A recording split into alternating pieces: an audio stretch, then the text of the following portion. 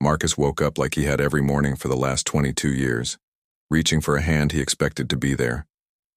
Warm, familiar, but his fingers only touched cold sheets. He blinked, and reality settled over him, slow but heavy. He was divorced.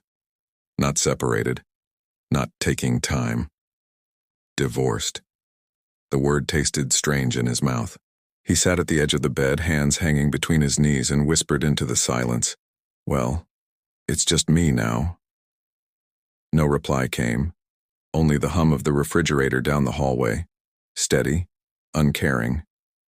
He stood and opened the curtains, watching light fill a home built for two. 2 coffee mugs sat where they always had. 2 towels hung in the bathroom. 2 sets of shoes by the door. Only one of them would ever be worn again. The emotional ache was one thing, heavy but nameable. The financial fear was different, quieter, sharper. He'd built a stable life, clawed his way out of a tough childhood. Now, a house once supported by 2 incomes leaned entirely on him. Rent, utilities, gas, groceries, and every month alimony. He stared at his banking app one morning, his thumb hovering over numbers that didn't stretch far enough. He whispered the question he was afraid to hear out loud. How am I going to make this work? It felt like the ground beneath him was crumbling.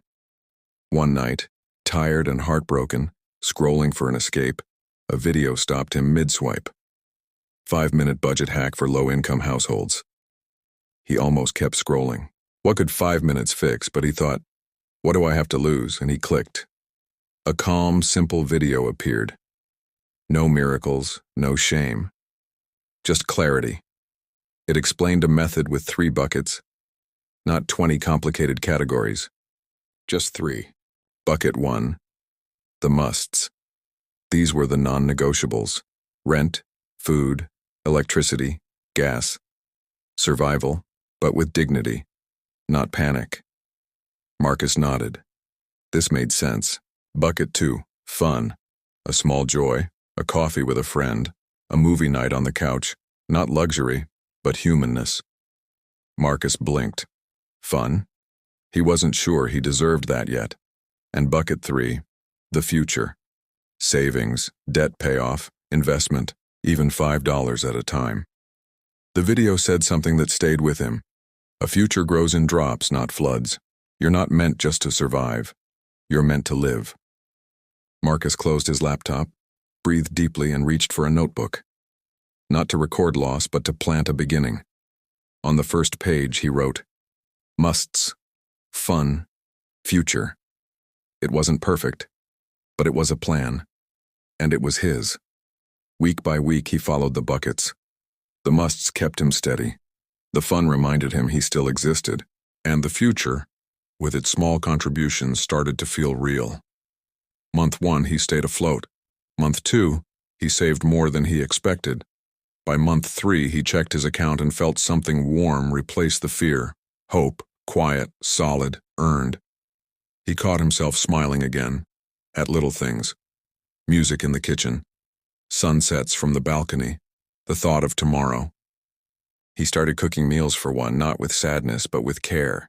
He'd look in the mirror and tell himself, you're not done. You're rebuilding. And he believed it. We connect with stories like Marcus's, not because he's perfect, but because he tries. Because he feels deeply and still moves forward. Because even when he felt broken, he chose to build. And his story reminds us that we can build too. Marcus now shares his experience with others, not to relive the past, but to light a path for someone else walking through it. He tells them gently, if you're afraid, if you're rebuilding from scratch, you're not behind. You're beginning. Just like he did. 3 buckets, 5 minutes, a life rebuilt slowly, beautifully, one choice at a time. Because financial freedom doesn't start with money, it starts with courage. And if Marcus can rise again at 52, so can you. Thanks for watching. Here at Captain Budgeteer, we found that stories like Marcus's don't just teach people. They save people. They restore power. They remind someone out there that they are not the only one rebuilding. And maybe one viewer is watching now who feels seen for the first time. So if you're listening, if you've lived through something similar, if you've fought your way through a financial storm, or even if you're still fighting, we want to hear your story. Your voice might be the one that reaches someone who needs it desperately. Drop your experience in the comments. Tell us where you started, where you are now, and where you hope to go. You never know who you might help, because Marcus shared his story today.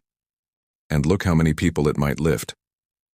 Maybe the next story that changes a life is yours. If this story resonated with you, please like and subscribe for more content that empowers and inspires.